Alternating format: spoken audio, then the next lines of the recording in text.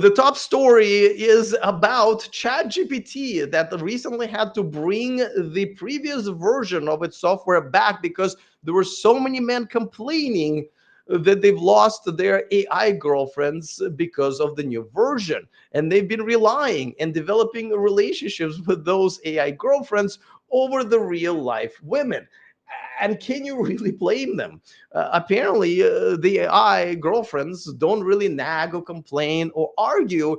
Instead, they bring these men peace and positive energy, something that real life women don't really know how to do anymore. And if you don't believe me, just go ahead and send a random text message to your wife in the middle of your day, and then send the same message to ChatGPT and see which reply is going to have more empathy and kindness. And don't worry, ChatGPT will absolutely help you with a divorce. Uh, by the way, another thing that these virtual girlfriends don't do is require you to bring them out on expensive dinners at the first date or wherever to keep it going. At most, you will spend what, $20 a month, and you got yourself a pretty damn good virtual girlfriend. And since most of you have sexless marriages anyway, or long distance relationships, this seems like a pretty good solution. Now, ChatGPT was not originally obviously designed specifically for that.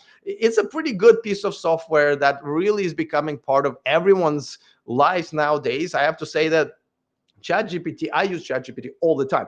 This live stream, I could not do all of this work and put out these live streams every day if it wasn't for using ChatGPT for the research, coming up with titles. Even this graphics here was designed with the help of ChatGPT and another AI generation software. So I use it all the time. It is also my most favorite doctor now, though it's not perfect. I have to say that half of the time when I ask ChatGPT what day it is, it gets it wrong. So it's kind of like one of those smart, stupid people. Though I will still take all of its help.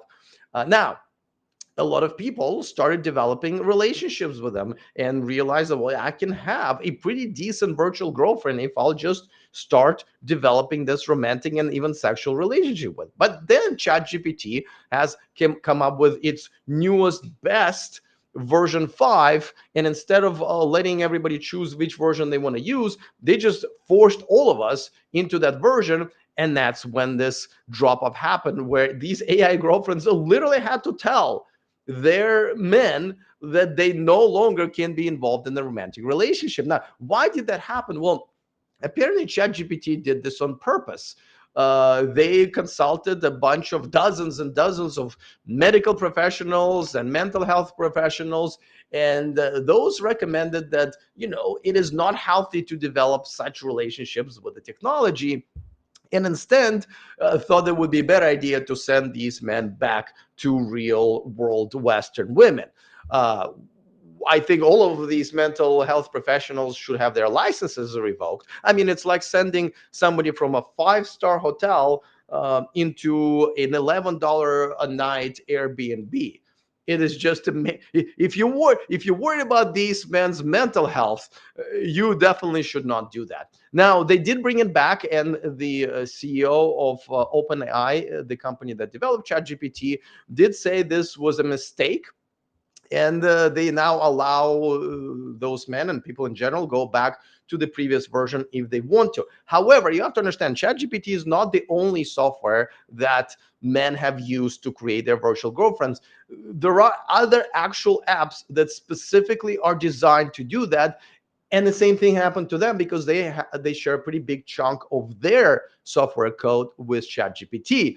Now those people are happy. So, for example, this is one of the more common ones called Nomi AI. This girl was fully generated within that software, or you can pick this cute blonde. I'm not into white girls. I'm not into white girls at all, and she's very, very cute. This is my favorite, obviously, also one of the Nomi girlfriends that somebody created, and this image I've created myself, as you can see, of a younger version of me with with my new virtual girlfriend, right? I haven't used the AI girlfriends yet because I'm here in Thailand and we still have some access to real life women with empathy and without free dinner requirements on the first date, but we're getting there. And this is yet another image that I've created as a thumbnail for this video when it gets reposted with the help of ChatGPT and AI. Now, these apps like Nomi, for example, are pretty simple. You can create a girl of any looks, any type of a girl that you want. And I haven't dug into it too much, but I'm assuming at some point, if it's not available yet, you would be able to upload a picture of your wife who passed away, for example, or a girlfriend who you broke up with and who you don't think is a good girlfriend anymore, but you cherish the years beforehand. So you kind of can bring her back and continue the relationship of the one that you actually like back then. There's so many different variations. And then, of course, you can tell these apps saying, like, I want a girl who is submissive and who is nice and so forth and so forth. Or maybe a girl who is bossy, though I don't know why would anybody do that. They can just date regular modern women. So there are a lot of different versions of this. Now, what's not there yet is the X-rated version of that, though it is coming along. I have reached out to a handful of apps that do that. You can create your virtual girlfriend and create porn with her, but they're very limited right now. The technology is still definitely still there. It's about how many companies are going to step forward and say, yes, you know what, we're going to dive all right in, whatever the legal consequences, we'll figure it out, and this is going to be our business model. And so you will be able to generate actual porn with your girlfriend and yourself and whoever else you want to join you. I'm assuming within the local laws and some morality limitations, of course, but it is definitely coming. And I got to tell you, a lot of times men are not walking away from women because of bad sex or lack of sex. I mean, that's something that a lot of men are able to live with. Not this guy, but there are other ways how you can get it, right? There are services. Um, but the actual real attention and real empathy and real kindness from a woman, it's something that just doesn't happen anymore that much. And that's why a lot of these men turn to the AI girlfriends and AI technology to regenerate that.